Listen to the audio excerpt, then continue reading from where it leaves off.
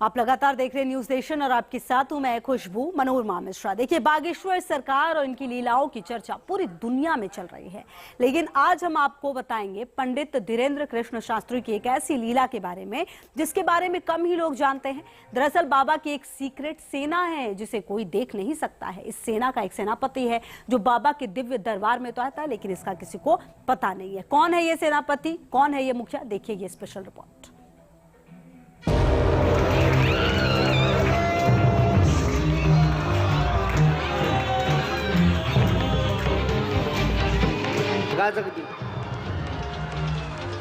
ओम ह्रीम राम राम राम राम राम राम राम राम राम।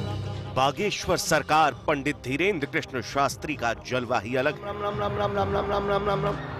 धीरेन्द्र शास्त्री जहां जाते हैं मेला सा लग जाता है। जहां दरबार लगाते हैं लोगों का हुजूम इकट्ठा हो जाता है। तेज कर दी जाए। धीरेन्द्र शास्त्री की महिमा इतनी निराली है कि वो जो भी कहते हैं देश के संत उसी बात को दोहराते हैं। उनके एक बुलावे पर उनके धाम में संत जुट जाते हैं। लेकिन इन सब के बीच एक चर्चा तेज हो गई है। बाबा को लेकर एक खास बात का जिक्र हो रहा है और वो है बागेश्वर सरकार की अदृश्य सेना। यहाँ पर जितने भी नकारात्मक ऊर्जा या गंदी विद्या के लोग बैठे हैं, चमीटा की पिटाई लगाई जाए।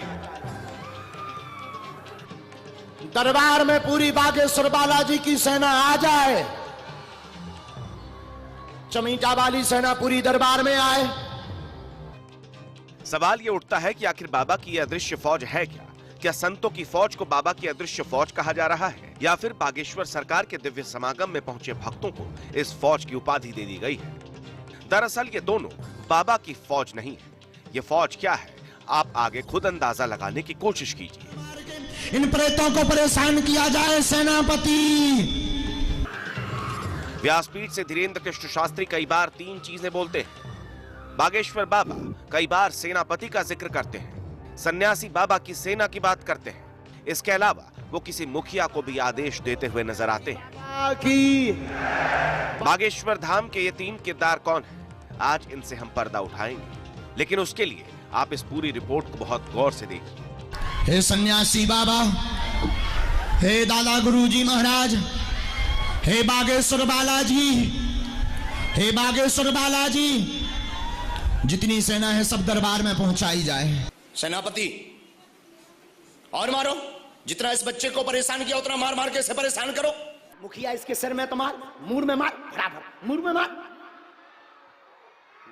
मूड में मार, इसके सिर में मार। मुखिया इसके सिर में तो मार, मूड में मार, बराबर मूड में मार, मूड में मार, इसके सिर में मार। बाबा मुखिया को आदेश दे रहे हैं सिर पर मारने के लिए। इसी वीडियो में आपको एक शख्स तड़पता दिखाई देगा।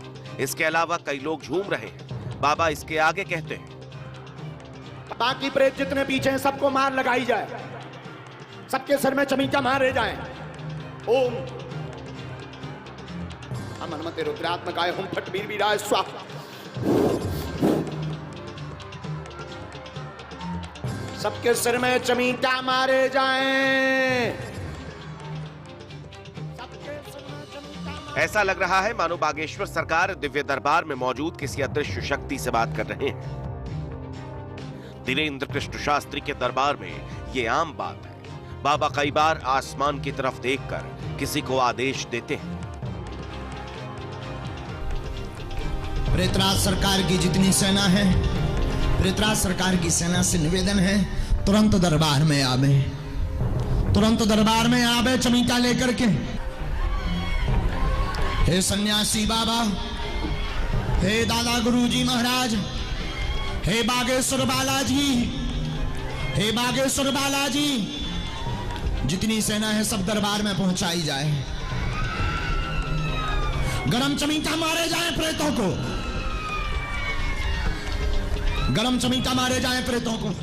अभी तक ये तो समझ में आ गया होगा कि धीरेन्द्र कृष्ण शास्त्री सेनापति, सेना और मुखिया को तभी बुलाते हैं जब वो किसी शख्स की प्रेत बाधा का उपचार कर रहे हों।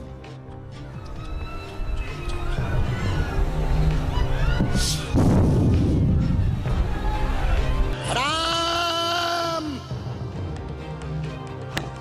सन्यासी बाबा की, सन्यासी बाबा की। उठा उठा फेंको इसे, जितना परेशान इसको किया आप एक बच्ची को उतना मार मार के इसे करो, आदेश है।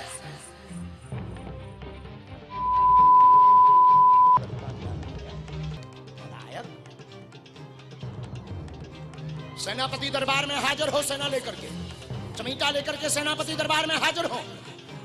आवे राम राम राम राम राम राम राम राम राम राम राम राम राम राम राम राम। सन्यासी बाबा की, बागेश्वर बालाजी सरकार की। धीरेन्द्र कृष्ण शास्त्री सेनापति को आदेश तो देते हैं, लेकिन इसी के साथ साथ धमकाते भी हैं। कैसे, जरा वो भी देख लीजिए। इतना सरकार के पास बांधो सेनापति, लौट करके ये वहां ना जावे, वरना तुम्हारी दुर्गति करवाएंगे हम सदगुरु सन्यासी बाबा से। जाओ। अब ऐसे ही एक और चीज पर गौर कीजिए। जब धीरेन्द्र कृष्ण शास्त्री सेनापति, सेना और मुखिया वाली प्रक्रिया कर रहे होते हैं तो वो कई तरह के इशारे भी करते हैं। बंधन में लिया जाए, बंधन में लिया जाए। कपाड़ में मारो इसके चमीटा, सिर में मारो इसके चमीटा, सिर में मारो इसके चमीटा। सेनापति और मारो, जितना इस बच्चे को परेशान किया उतना मार मार के इसे परेशान करो।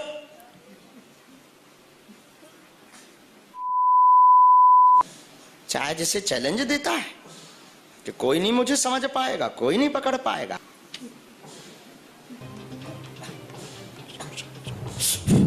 और तेज मारो। ऐसा लग रहा है मानो धीरेन्द्र शास्त्री कुछ मंत्र पढ़ रहे हैं। उसके बाद वो फूंक मारते हैं और एक बार फिर सेनापति को आदेश दिया जाता है। उठ बैठ। जय श्री राम, जय श्री राम, जय श्री राम, जय श्री राम।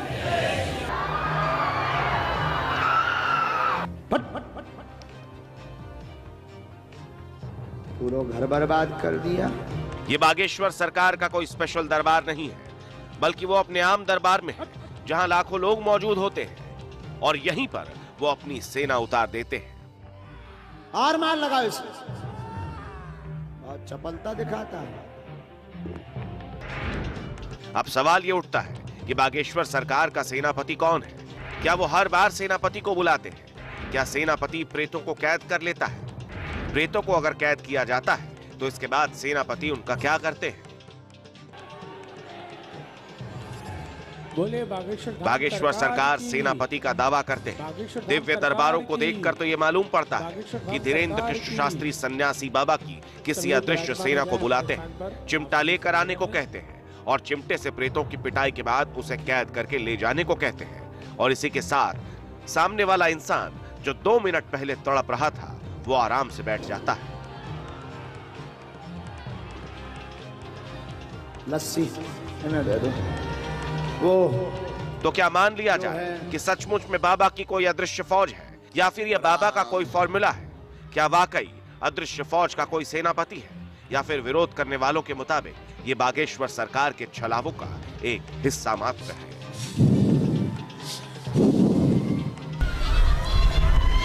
जो बागेश्वर बालाजी से जुड़ गया, जिसने हनुमान जी महाराज सन्यासी बाबा के चरण पकड़ लिए, उसकी जिंदगी में 4 चांद लगना ही लगना है। Team news nation. बोलो बालाजी महाराज की, सन्यासी बाबा की। यहाँ रुक रहे हैं बहुत छोटे से ब्रेक के लिए, आप रहिए हमारे साथ।